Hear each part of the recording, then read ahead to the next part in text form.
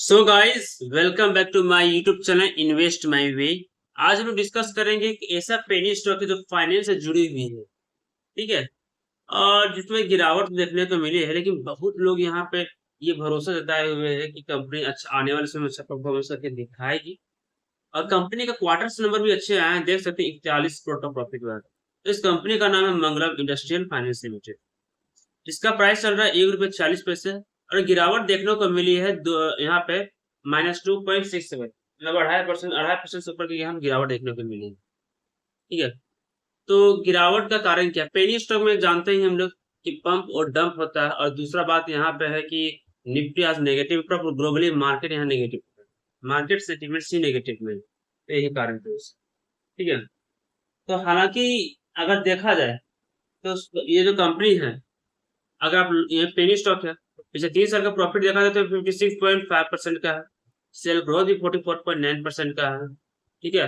और are O E 4.25 10, are O C 6.97 का।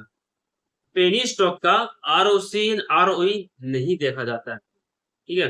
पिटोसिस score 6 का साफ साफ पता चले कंपनी अच्छी। कंपनी पास देख सकते हैं कि 21 करोड़ 36 लाख का यहाँ पर एसेट है। ठीक है। और कंपनी के पास जो रिजर्व्स हैं, रिजर्व्स नहीं है कंपनी के पास, नेगेटिव में। लेकिन कंपनी के पास कोई कर्ज नहीं है, ये अच्छी बात है। सबसे अच्छी बात क्या है, कंपनी के पास कोई कर्ज है ही नहीं। ठीक है। तो अगर कंपनी के प्रॉफिट की बात करें इस क्वार्टर में, तो देखा जाएगा तो 92 लाख का यहाँ पे सेल हुआ था, 61 लाख खर्च भी चला गया। ठीक है। ऑपरेटिंग प्रॉफिट थोड़ा सा कम हुआ कंपनी का, तो गिरावट का कारण ये भी हो सकता है। तो कंपनी का ऑपरेटिंग प्रॉफिट थोड़ा सा यहाँ पे कम हुआ है। कितना? पहले 47 लाख था, इस बार हुआ 31 लाख का। ठीक है।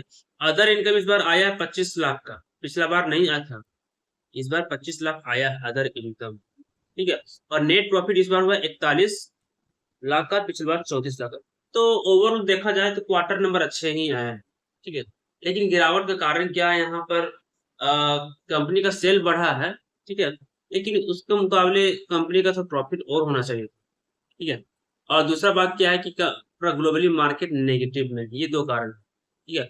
और पेनी स्टॉक में क्या होता है कि पेनी स्टॉक में पंप और डंप होता है, और इस स्टॉक में यहाँ पे क्या हो रहा था? पंप और डंप। अगर ध्यान से देखा जाए यहाँ पे सिर्फ प्रॉफिट बुकिंग हो रहा था। और प्रॉफिट बुकिंग कौन लोग कर रहे थे वो भी समझिए आप लोग यहाँ पे। ठीक है। तो जो लोग निचले स्तर में खरीदे थे, निचले लेवल में जो लिए थे, मतलब आप समझ सकिए कि ₹1 51 पैसे में जो लोग 100 रुपये में खरीदे थे। ठीक है। और उन लोगों ने बेचना चालू किया कि नहीं, ₹1.80 में। ठीक है।